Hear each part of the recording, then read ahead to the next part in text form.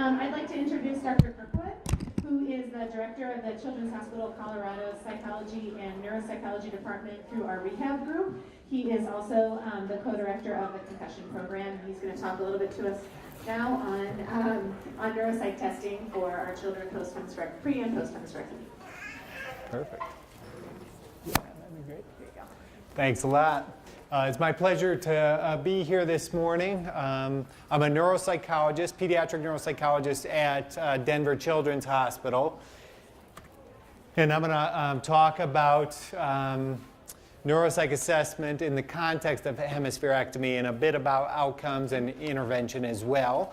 We've got a small enough group here this morning where if you have questions along the way, just raise your hand and or shout out, and we can take those as we go. No financial disclosures to make. As a neuropsychologist, I have a professional interest in any kid that has a brain injury or a brain insult of any kind. I also have a personal interest in kids with hemispherectomy. This is my nephew William. He had a giant aneurysm rupture when he was about 3 months old.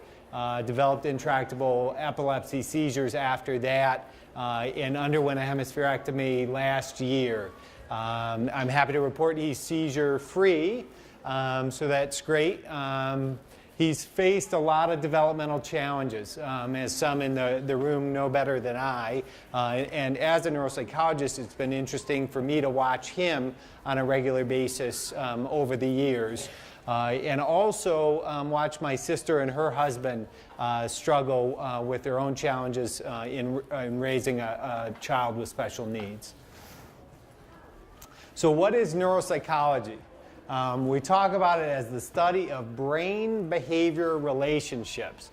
So neuropsychologists draw from cognitive science, neurology, neuroanatomy, all areas of psychology, and then we make inferences about brain function based on a child's behavior or individual's behavior. The way in which we do that is we run kids, or I run kids through a battery of tests, some computerized, some kind of paper pencil, and then while they're doing that, we also make systematic kind of observations of the various neuropsychological domains. So who is the neuropsychologist? A neuropsychologist is first and foremost a psychologist, so we can practice in any domain of psychology. We're all licensed clinical psychologists. But most neuropsychologists don't do therapy. Most neuropsychologists do assessment, comprehensive evaluations or assessments. So we have specialized training in various medical conditions and, as I said, various areas of neuroscience. Our education and training lasts for 6, 7, sometimes longer than that, years after undergraduate degree. So then you go for doctoral training in psychology. So you don't go to medical school. You go to a clinical psychology program in most cases. Then you do a year-long internship. You become licensed as a psychologist. And then to become a neuropsychologist, you have to do 2 years of specialty kind of postdoctoral training in neuropsychology.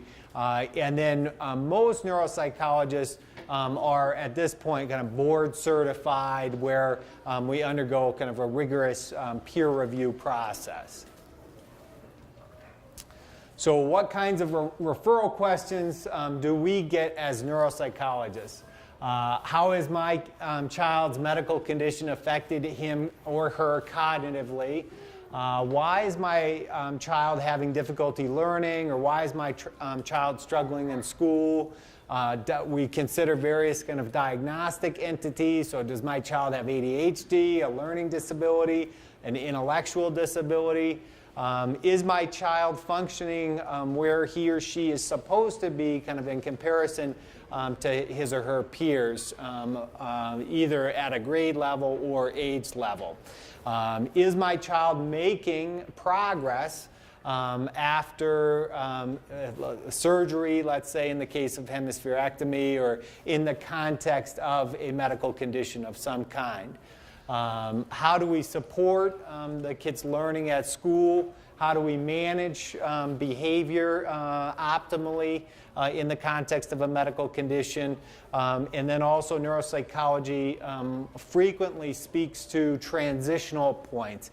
Okay, my child is going into middle school. What should we anticipate? Or going into high school, or wants to pursue post-secondary education after high school. What should we do to support them in that transitional period? So what's the difference between a psychoeducational evaluation and a neuropsychological evaluation?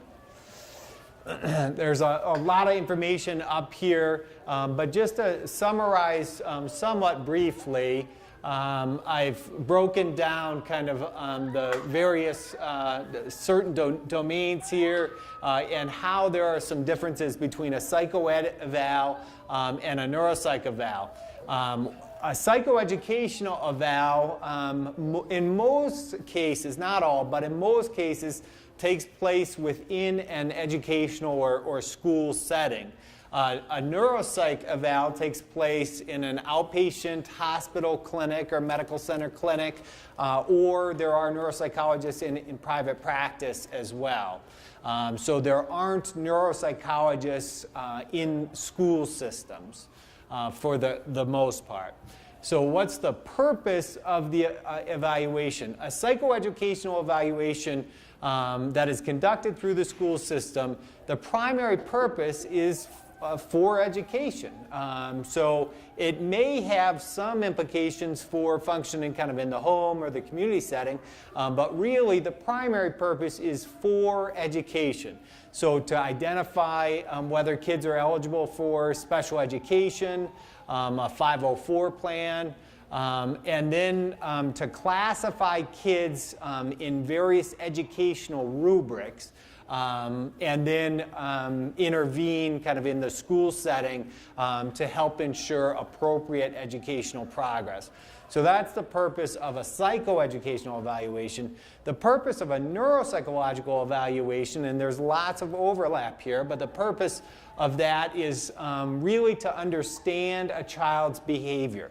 And when I say behavior, most of the time I'm meaning kind of really broad-based behavior, so including cognition or thinking, school academics, social functioning, emotional functioning, psychological functioning. So really understanding behavior in a broad-based way.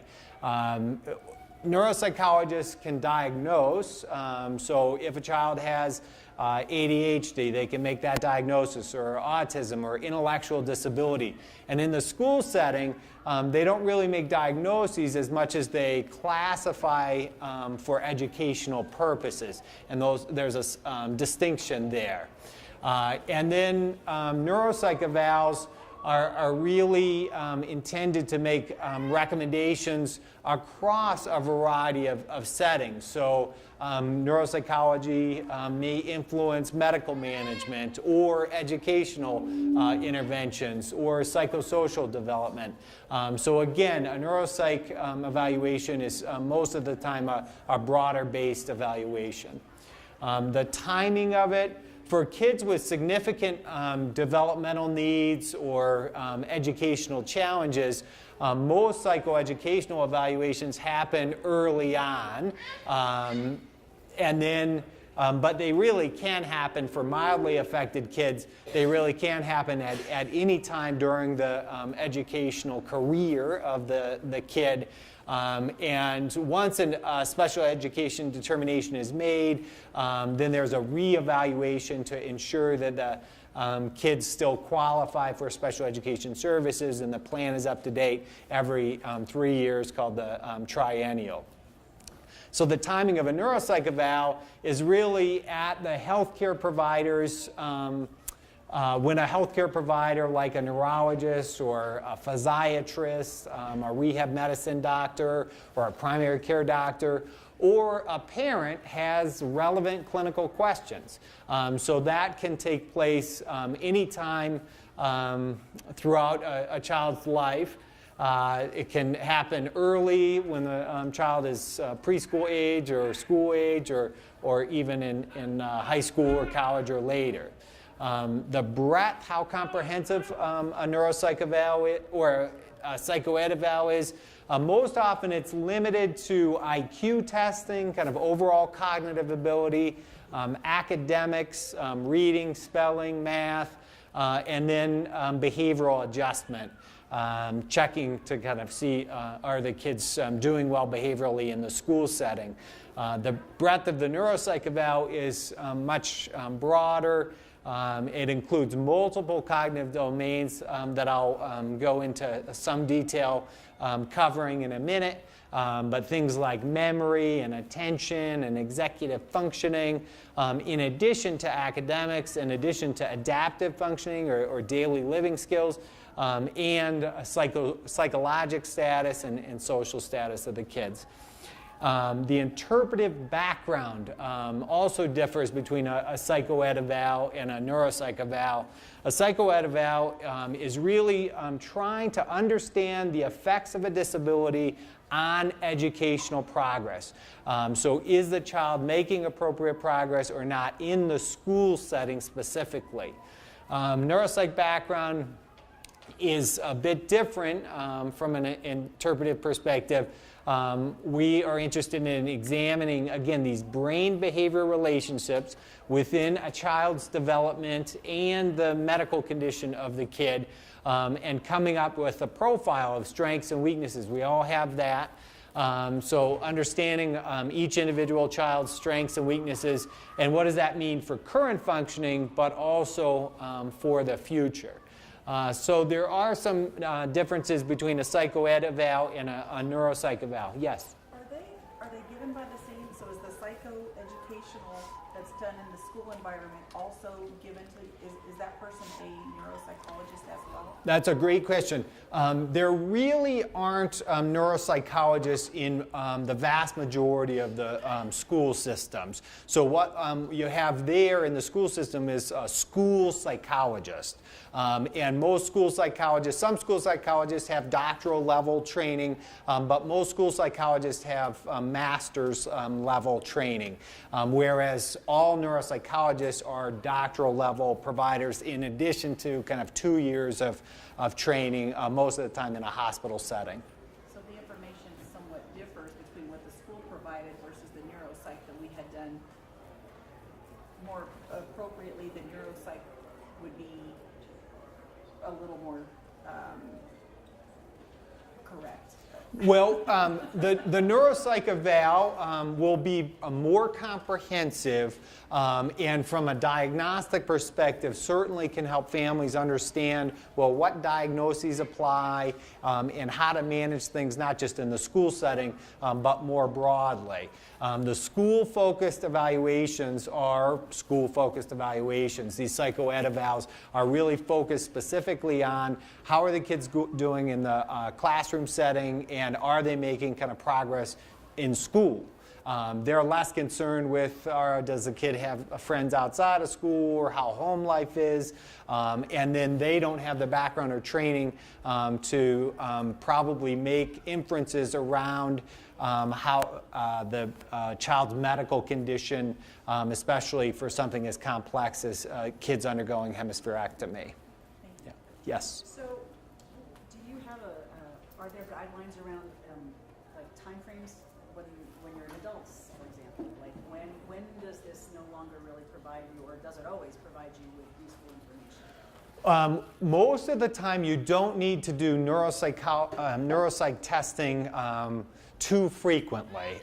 So most of the time when we're working with kids, what we like to do is early on in the school career, kind of kindergarten, first grade, preschool, somewhere in there, kind of document where the kids are at, and then make it recommendations for follow-up kind of within maybe a year or two initially, and then certainly at times of transitions, the transition to maybe middle school, transition to high school, transition to after high school. And then for adults, most people's neuropsych profile remains fairly stable, so you don't need to do it every year as an adult, but periodically, especially if there are questions about functioning or at times of transition, even for adults, neuropsych testing can be useful. It's a good question. Yes? In the school setting, if you have had a neuropsychology exam and have the assessment that's fairly recent, do you necessarily need to repeat that in school? Can you use it in place of without having to go through the testing twice? Yes, you certainly can. It really depends on, neuropsychologists don't work for the school, of course, and schools are under no obligation to use the neuropsych or outside testing. But here in the Denver area, most schools, especially for a kid who underwent a hemispherectomy, would be quite receptive to using the neuropsych data and then not putting the kid through all the cognitive testing or academic testing again. And the same thing goes if somebody had a recent psychoed eval, then I don't need to repeat an IQ test, for example, when I see the child, so I can integrate the data and talk with the school personnel and communicate with them. So they don't have to use the information, but in most cases they're happy to use it because we have neuropsychologists have particular expertise in medical conditions, and then also it saves them a step of doing more testing at school. But another great question. Can I add to that just one second? Yes, Of course. Our daughters have a number of, well, 2 now, neuropsych testing evaluations, and it's been extremely helpful to take with us for IUPs. And in our experience, schools have been thrilled to have it. They kind of appreciate any kind of information that we've been able to bring to the table. Most likely their first child that they've had with the hemispherectomy. So any kind of information they're kind of happy to have. We've never had an issue with a battle between the school saying this and the medical community saying this. It's been very well received. And most neuropsychologists who work with kids are really quite comfortable in interfacing with the schools and happy to add thoughts around IEP kind of recommendations, educational classification, how to manage the kids in the school setting. So in the vast majority of cases, we really do work pretty well, I think, with school personnel. There are exceptions, but in the vast majority of cases, we get along and everybody communicates well. Yes? Let me bring back a microphone. Okay.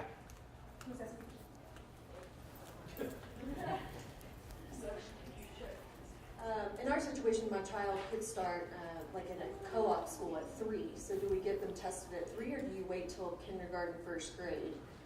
I would say depends on the question. So if you feel like things are going well, there are no issues, then there wouldn't be an immediate need, at the age of 3 or 4.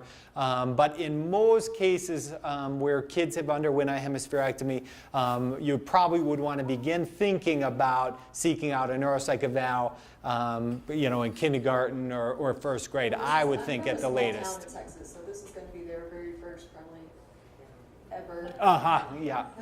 Yeah. And I don't even know of another child that has any sort of disability in our town. So that's what I was wondering, if it would be beneficial to do it at 3. It certainly could be. And there are I'm not sure where in Texas, but there are very reputable pediatric neuropsychologists in Houston and Dallas, some of the bigger cities there.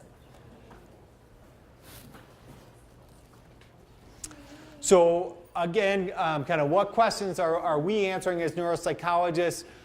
They focus on the relationship between a child's medical condition and day-to-day functioning. So is the profile that we see on all these tests that we're doing similar to what we would expect for a child with whatever the medical condition is? What can we expect from a child with this medical condition and cognitive profile? And how best can we support this child given his or her specific strengths and weaknesses? neuropsychological evaluations focus less on primary psychiatric diagnoses like depression, anxiety, bipolar disorder, schizophrenia. So if your concerns are primarily related to a psychiatric condition, then it's probably going to make more sense to seek out a psychologic evaluation. So not a neuropsychological evaluation, but a psychologic evaluation with a clinical psychologist or with a child psychiatrist. A psychiatrist has an MD, a psychologist has a PhD or a PsyD sometimes. Certainly, neuropsychologists, we're clinical psychologists first and foremost. We know lots about psychopathology, just broadly speaking, depression, anxiety, and things like that. So we'll consider that as part of our comprehensive evaluation. But if you have a concern about my child is hallucinating, for example, then you really probably would want to see a psychiatrist before a neuropsychologist. So what is this neuropsych assessment that I keep talking about? For me, there are really two components. There's an evaluative component, and that includes these neuropsych computerized or paper and pencil tests. And I'll talk through the domains that we're looking at. But we also systematically observe behavior, and then we take a comprehensive history. As pediatric neuropsychologists, we're going to start within the womb, any concerns there, and from the day the kids are born. We want to know how has this child, this brain, developed over time. So that's part of the evaluation. But in my mind, we don't just test. We're not technicians. We also help families kind of manage things. And there's two components to that. One, I feel responsible for providing education to other healthcare providers, so medical doctors or nurses or social workers or therapists.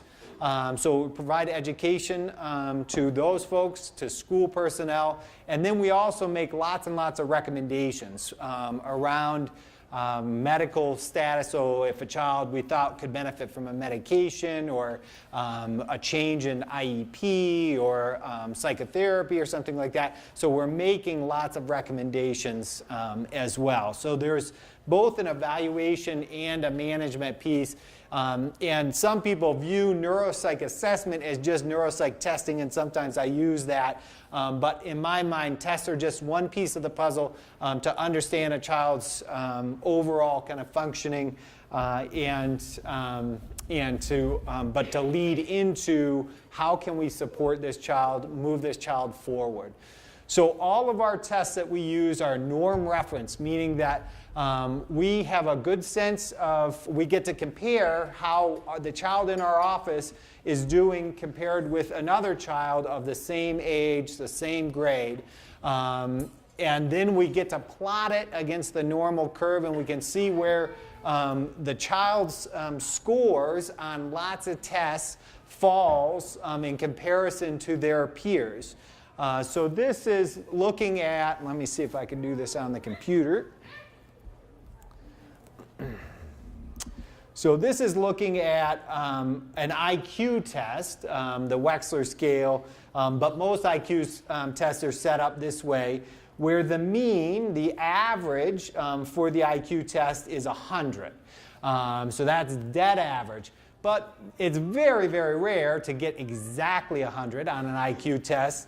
Most people fall. It's about 68 or 70% of people fall between 85 here and 115. So that's considered kind of within normal limits, 85 to 115. And as you move in either direction, kind of become more extreme. So if you go above 115 to 130, there's about 14% of people that will score in this range. And then you hear sometimes in the media, this person got a 172 on an IQ test. That's not possible. So there's 2% 2% of the population has an IQ of 130 or more, just 2%, so a relatively small percent. And the same thing when you go in this other direction. So we have about 14% of people, all people, will score between 70 and 85 on an IQ test. And then there's about 2% of the population that fall below an IQ score of 70. And that's where we begin thinking about an intellectual disability, is an IQ score below 70. So what we do is we look at not just IQ, overall cognitive ability or general cognitive ability, but we're also looking at communication and language skills, how kids do with nonverbal processing, so visual spatial things. Can they build with blocks? Can they draw?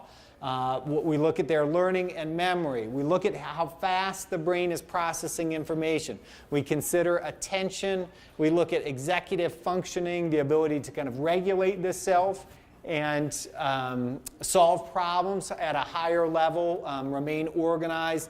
We consider sensory and motor functioning, social and emotional adjustment, adaptive behavior, or these daily living skills, and then academic achievement. So as I mentioned, a neuropsych eval in most cases is going to be really a comprehensive evaluation. So it's not something that we can do in 30 minutes in the doctor's office. It really takes multiple hours for one of these evaluations.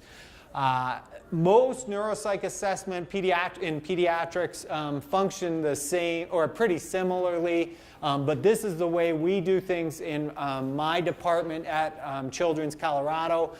So what we do is interviews completed with the parents to really get a sense of that background information. Parents get a lot of forms to fill out to give us a sense of their the child's functioning and background development.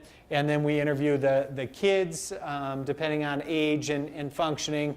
And then we spend multiple hours, 3 to 6 hours usually, individually with the kids, running them through these tests. Typically we do that in one session, sometimes a couple of sessions.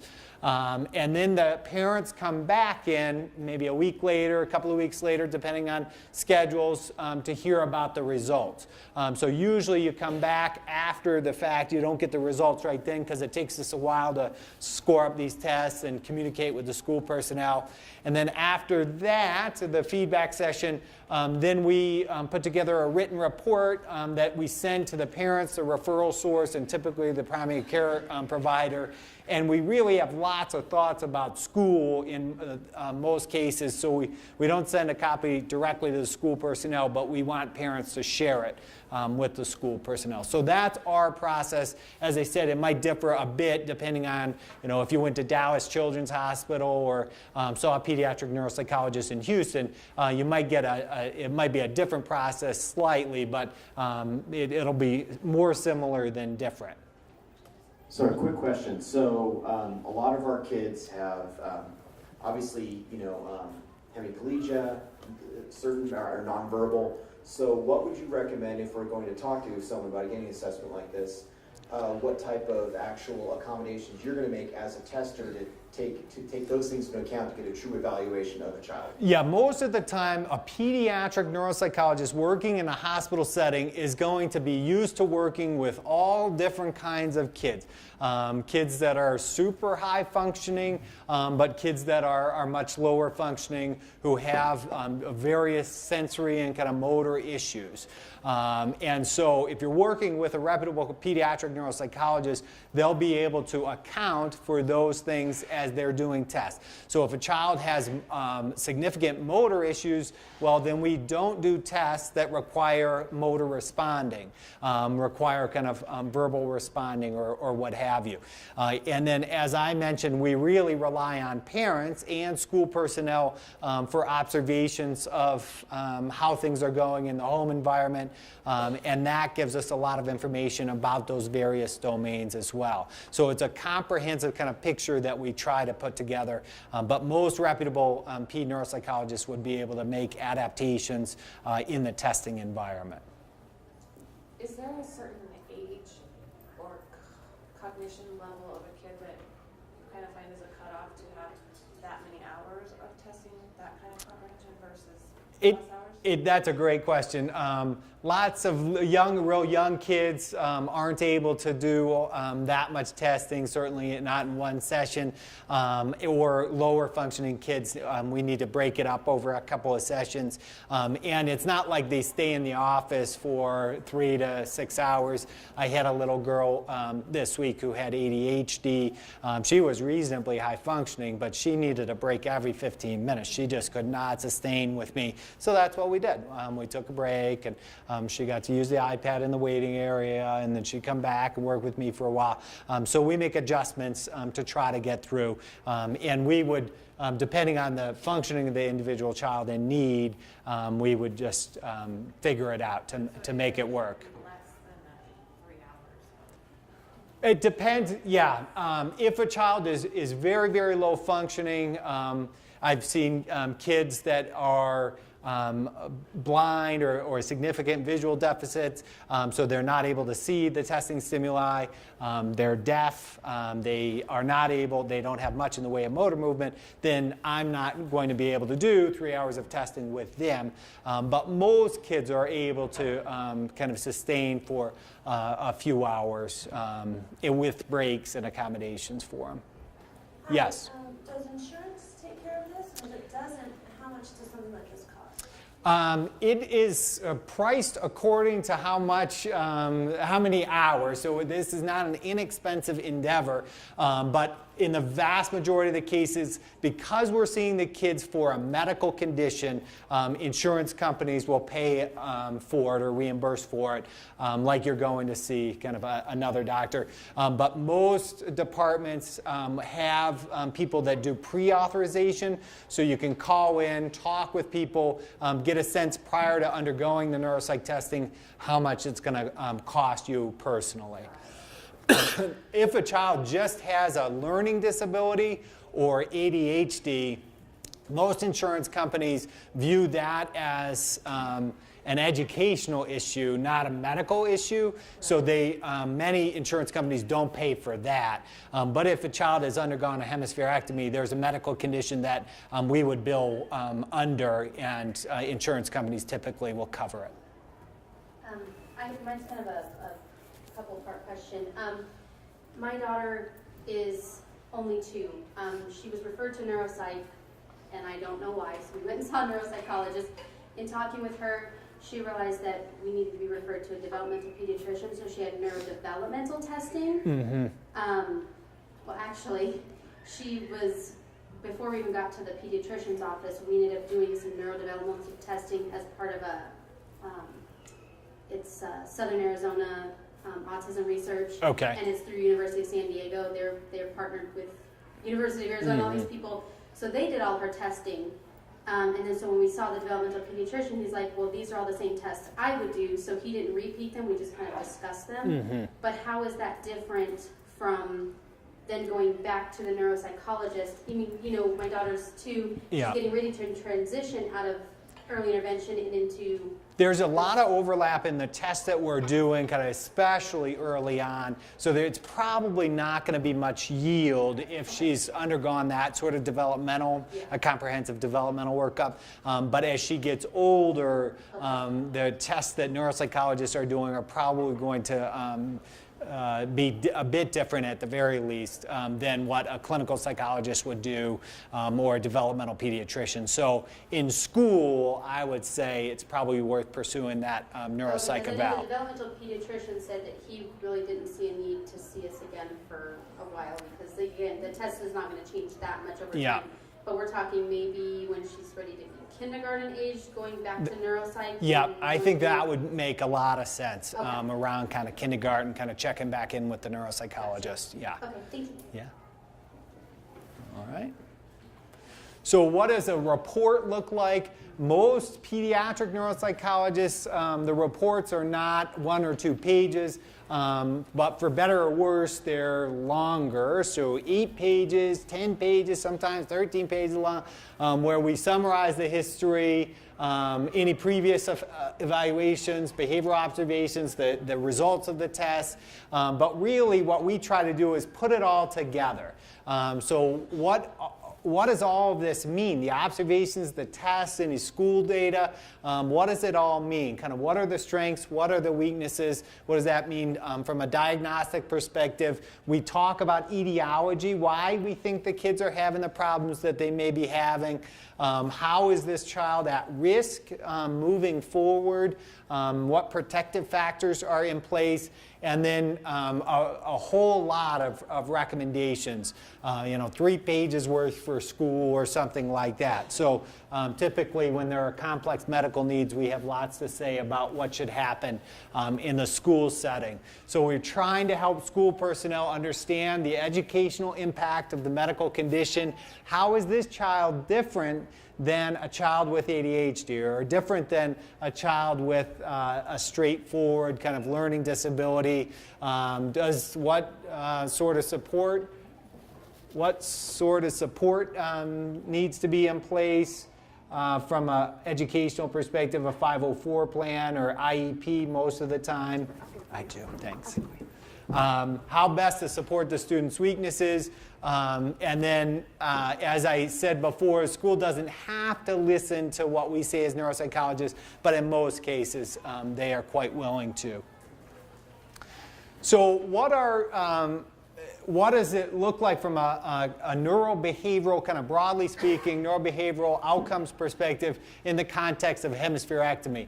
I'm just going to cover things real briefly here, but before I do that, wanted to mention. So the studies that are out there are on group data, so it averages a whole bunch of kids together. There's a lot of individual variability, as you all know, kind of in the room.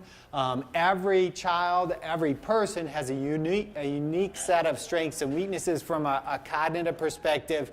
That variance is explained in part by kid factors, so what the kid, him or herself, brings to the table, including multiple medical variables.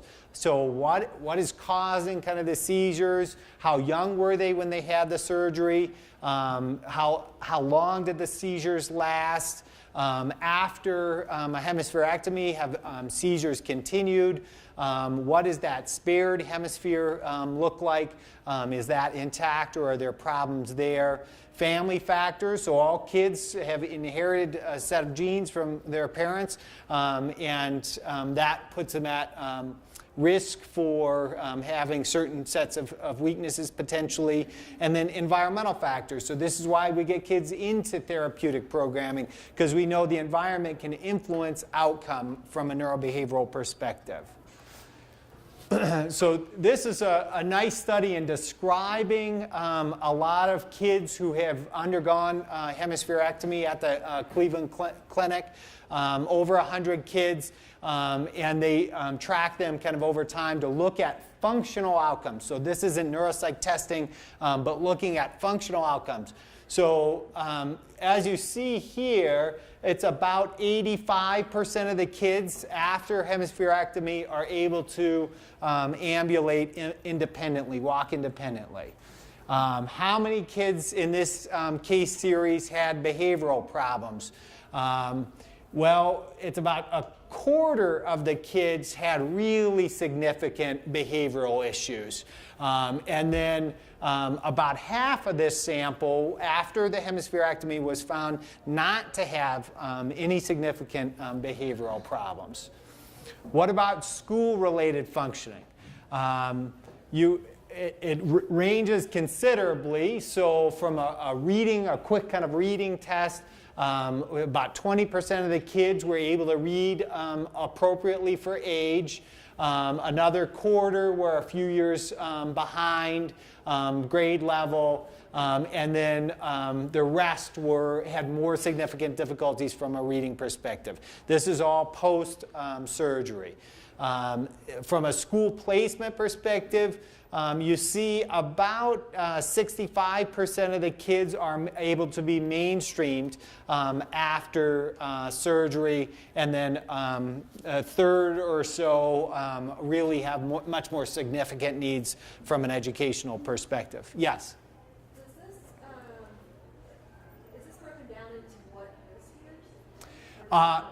this is not broken down by hemisphere, so this is collective kind of overall the functioning on average of all of those kids. Is it possible to break it down by etiology or age when the operation occurred? Well, certainly there are many studies that have looked at that as a predictor of functioning kind of in the long run, so earlier surgery, better outcome kind of overall. But once you start doing that, you have a small N or a small number of kids, so it's hard to make a lot of meaning out of that for individual case series.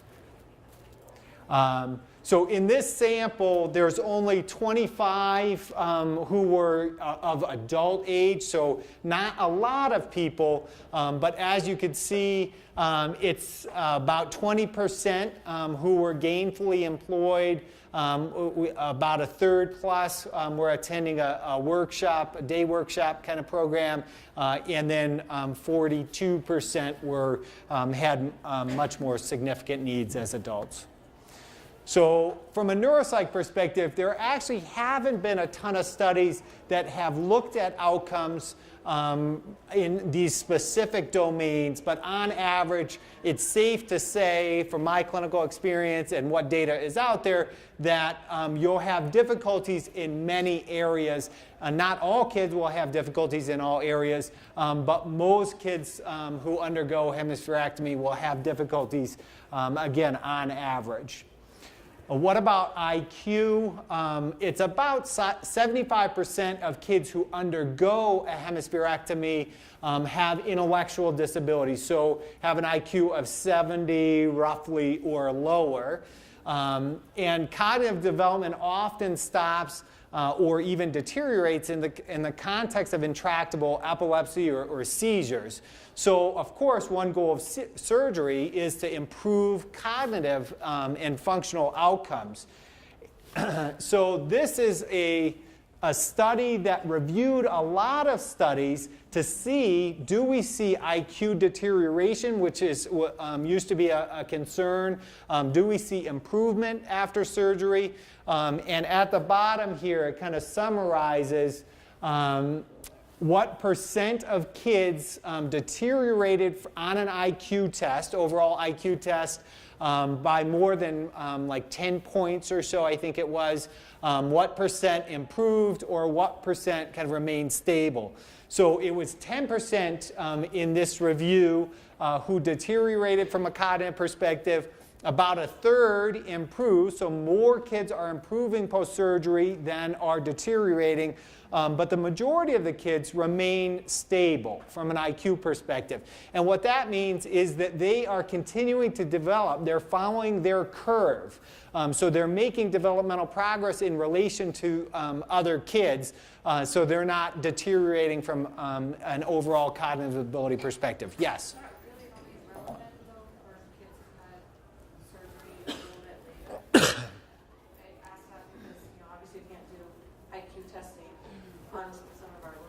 Yep. So what they do instead of IQ testing is like developmental testing, which you can get a comparison to kind of IQ, you know, in a 6-month-old or something like that. So it's overall developmental status. So it does include young kids as well. So in some higher functioning kids, you may not notice school difficulties until later. And parents are oftentimes puzzled, school personnel are oftentimes puzzled by why this is. One of the reasons is because early on in development, so in preschool or kindergarten, the content demands are pretty low. Kids are learning math facts, or they're learning how to read, they're learning how to spell, they're doing distinct individual skills. That's what they're focused on. And that slowly ramps up kind of over the school career, where by the time you get to middle school, you're doing a much higher level kind of integrative thinking.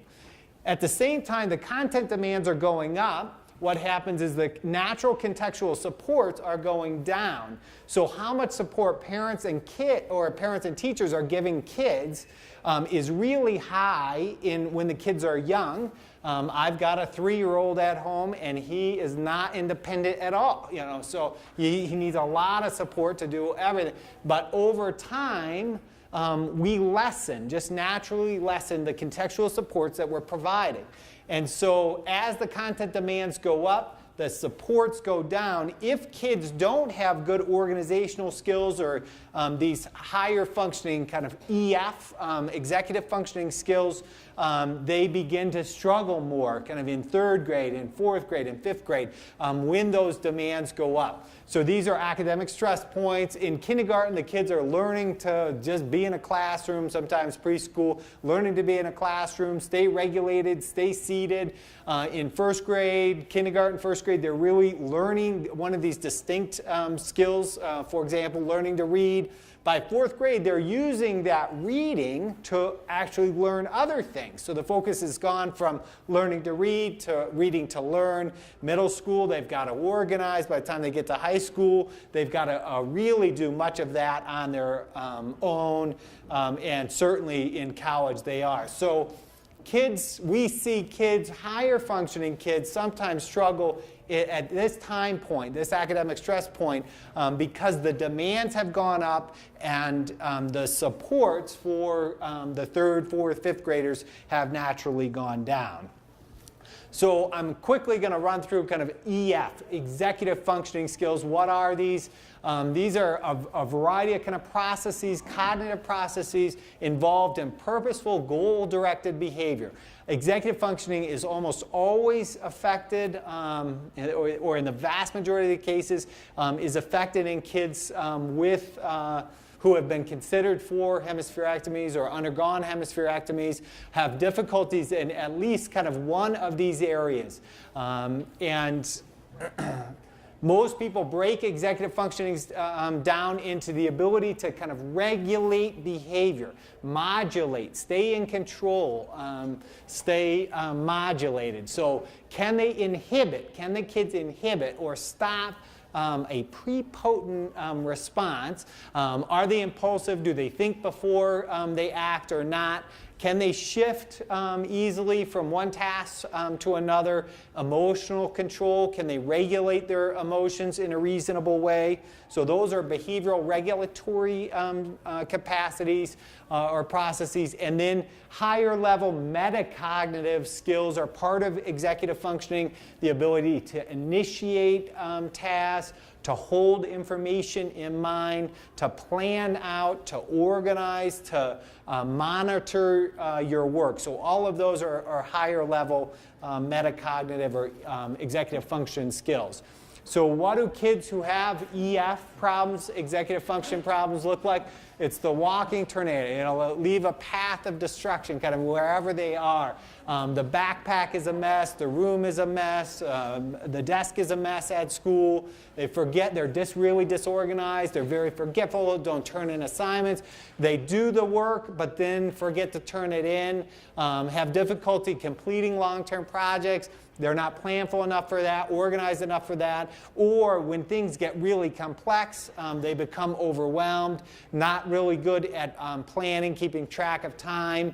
And again, these are higher functioning kids who have executive weaknesses, often are viewed as, well, at school, they're just lazy. They're not trying hard enough, or if he just focused a little more, he'd do better. So what do we do for kids who have EF problems? There's 2 levels of support. One is, well, we intervene at the environmental level, and then the second one is we intervene at the level of the child. This is probably a half-day workshop talking about executive function intervention, so I'm just going to touch on this fairly quickly. But intervention at the level of the environment is we, as the adults in the kid's life, are providing kind of models or scaffolds to support their function functioning.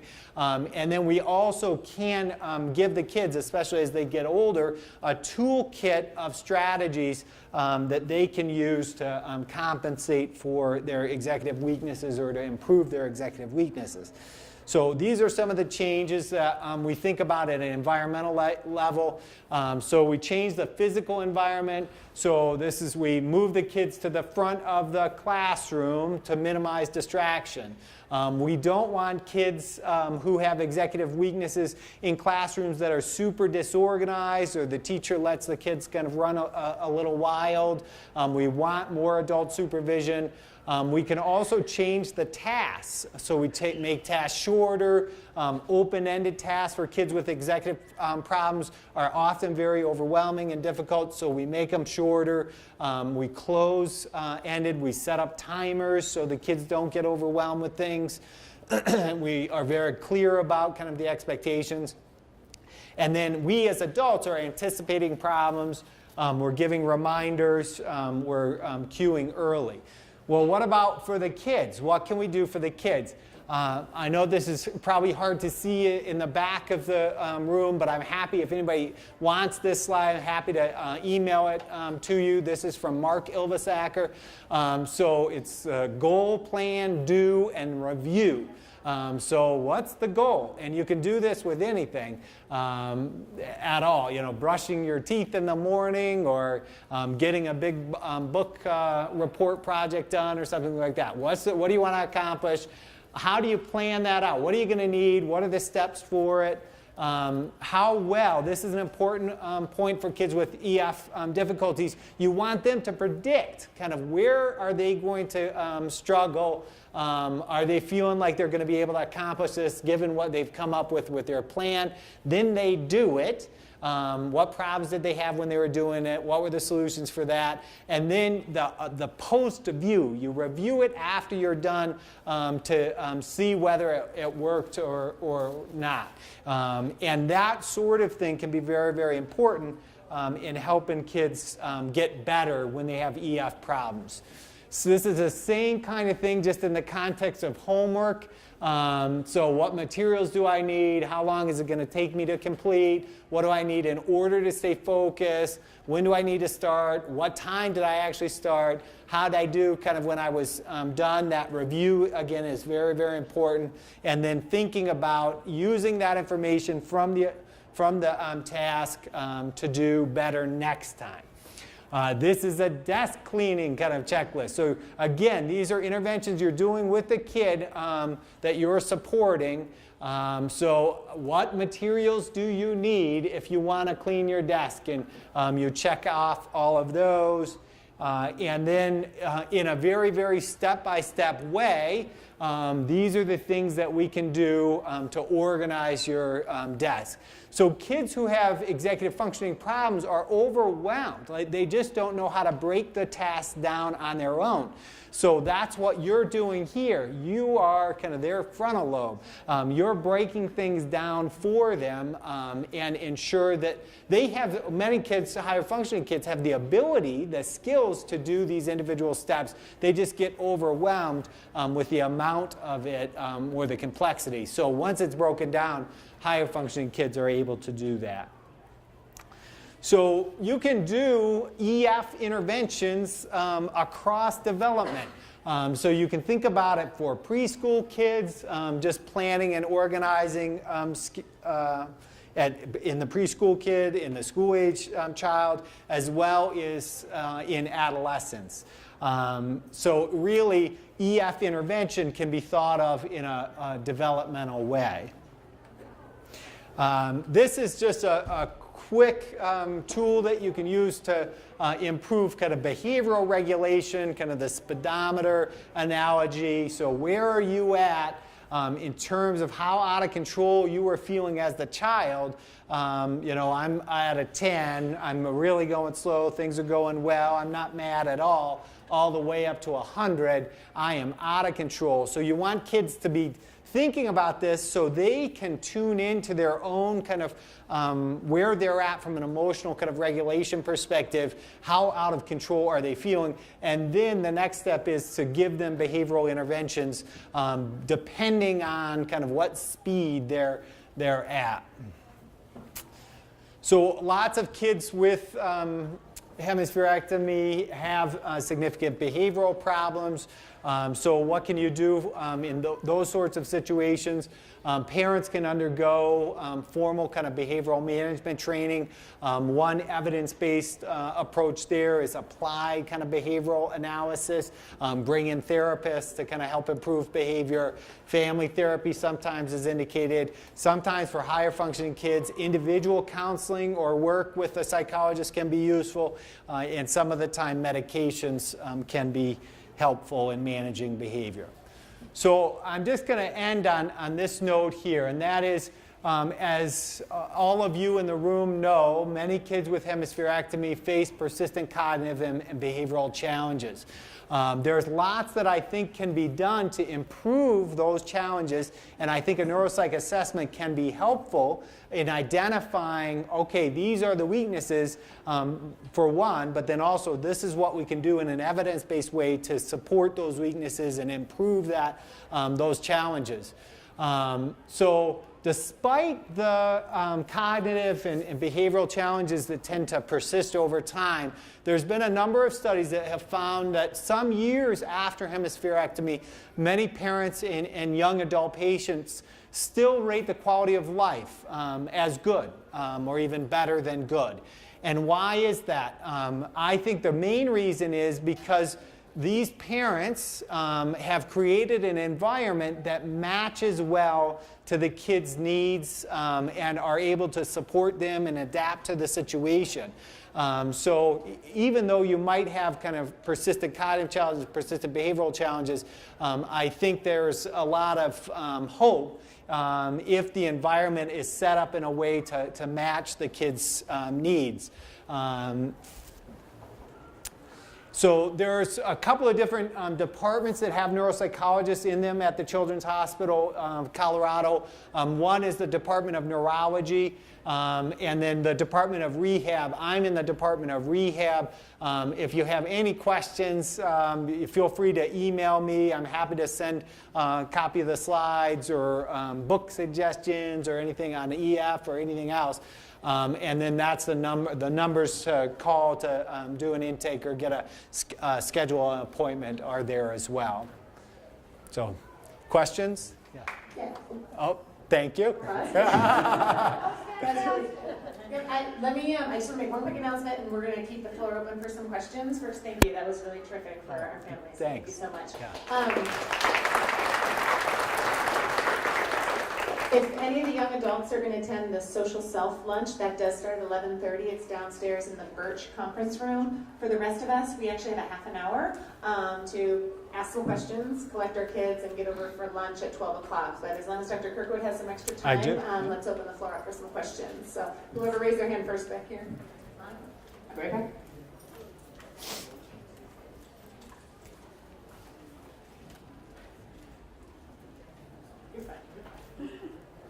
That was fantastic. Oh, great, thanks. Much better than the Kennedy Krieger presentation has been in terms of the level of detail you went into. So thank you so much. Sure. My question is more of a comment to the families. We broke our IEP session to have the families in that session come here to hear about neuropsych assessments and how important they are. My comment to you, Dr. Kirkwood, is that I'm also a special education attorney, and the number one assessment from the attorney standpoint is the neuropsych assessment, and it includes your observation of the current placement, the placement that the school wants and or the parents want, and your recommended interventions. Mm-hmm. So, well, that's great to know. To the families and also to you. Please always include those in your assessments. Okay, thank you. I have a question about IQ. Our daughter has had 2 different neuropsych evaluations, one at age 5 and one just recently at age 8. And the IQ was lower at 8, and the neuropsych made a comment that in kids with hemispherectomy there can be some instability in IQ. I'm wondering, in your opinion, if it does stabilize at a specific age or not? So if somebody gave me an IQ test today and I got X number, if I took it in 3 years myself, I'm not going to get the same exact number. So there's something called kind of test retest reliability, kind of standard error of the test. No, it's not going to be the same exact number. So lots of, or virtually all people are going to vary to some extent. So if or if somebody had an IQ today and it was 90 and then it was 90 or 84 in 3 years, that's not statistically different. That's exactly kind of the same from a statistical perspective. When you begin kind of asking questions is when it is a meaningful difference. So when it's a drop of 15 points or 20 points or more. And in kids with hemispherectomy, I don't think there's ever been a study on it, but IQ probably is less stable than in typically developing kids. So there could be kind of reasons for that just related to the medical condition, a drop in IQ. Yep. Hi, I'm Audrey. I'm with the Brain Recovery Project. I'm the Director of Advocacy. Hello, everyone. And we're doing the IEP panel today downstairs.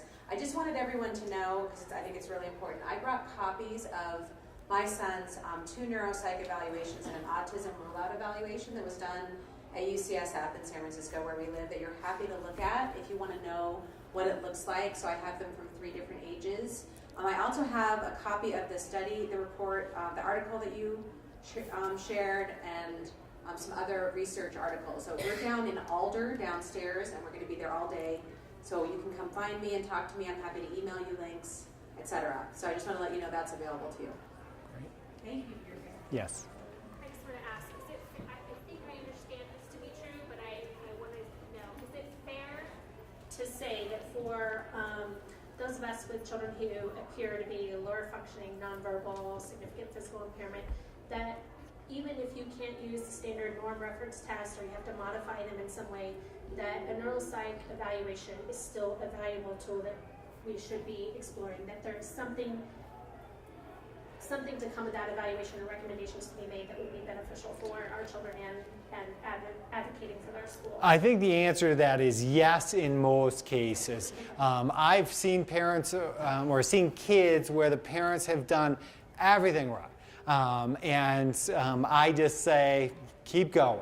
And the school, you've got a great school, they're doing everything right, you're on the right path, so keep going. But in the vast majority of the cases, there's some, I'm tweaking something or suggesting something a little bit different depending on kind of the nature of things. So, is it fair to, or do you have specific questions? I'm thinking about, I've heard from other families who said, I had a neuropsych eval and don't feel like I served my child well. Because those children tend to be more complex, are there certain questions, backgrounds that the parents should be seeking in a pediatric neuropsychologist? I think one first thing you could look for is it a reputable kind of institution? So is this a nationally ranked children's hospital, for example? And then the other thing would be, is that person board certified? Is it a board certified neuropsychologist? Are you seeing differences now with kids having more challenges earlier since the ramp up in education and when I as an advocate going to schools, and I see in kindergarten what they were doing in 2nd grade and sometimes even the kind of integration they used to do in 4th grade. Yeah, that's a great point. That academic stress point slide is probably 20 plus years old, and now it's really shifted kind of down, where we are expecting kids to do lots more kind of earlier, and for kids with special needs, you can see those difficulties surface earlier. Yeah, great point. Is there a certain amount of time post-surgery that you kind of find some sort of predictability of that child's trajectory of their outcomes? So you would want things to be medically stable, so certainly not in the days after surgery, but some months kind of post-surgery. As long as things have stabilized medically, it would be appropriate to undergo a neuropsych eval. Because like just talking with other families that some kids progress a lot very quickly, and others it's much more of a slow progression. Mm-hmm. So I'm just wondering if you've got a kid who's it's a slower progression, is that indicative of long-term outcome or? Well, we know that to be the case for brain injury in general is how rapidly things are improving kind of after an injury or kind of insult and including surgery, how rapidly things are improving kind of soon after the insult is a predictor of how well the outcome is going to be in the long run. But there, of course, is lots of variability there as well. Yes? I just have a question about the overall IQ number. I know it's based on a lot of different tests, and I have a son who scores high in areas and then super low in other areas. We actually had to fight with our school to keep his services because whatever number they came up with was above the, the cutoff. So I was just curious if there's certain circumstances that you would recommend maybe a different test besides an IQ test or something. We actually did have to go to Children's Hospital, get a whole comprehensive evaluation to go back to the school and say, no, he really does need support. Yeah. Because, his low numbers are super low and his high numbers are. Oh, good, yeah.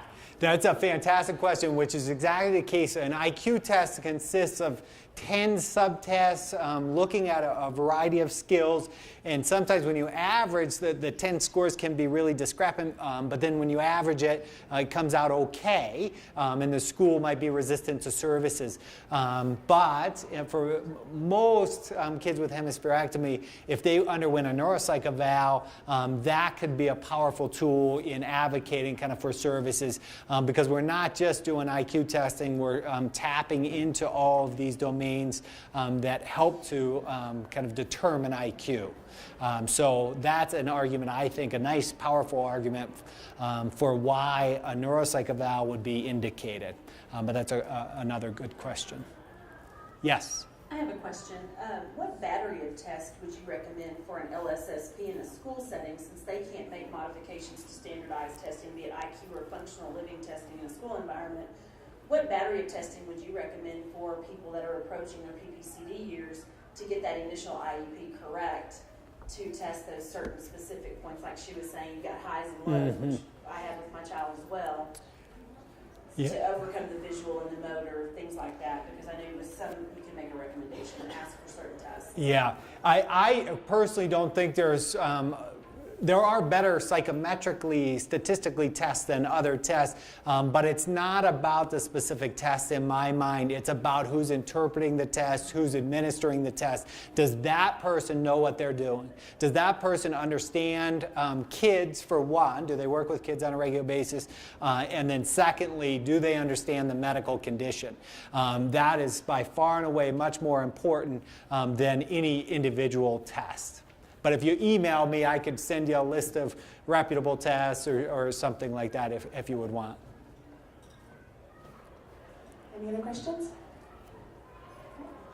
All right, Thank you very much. Thank you.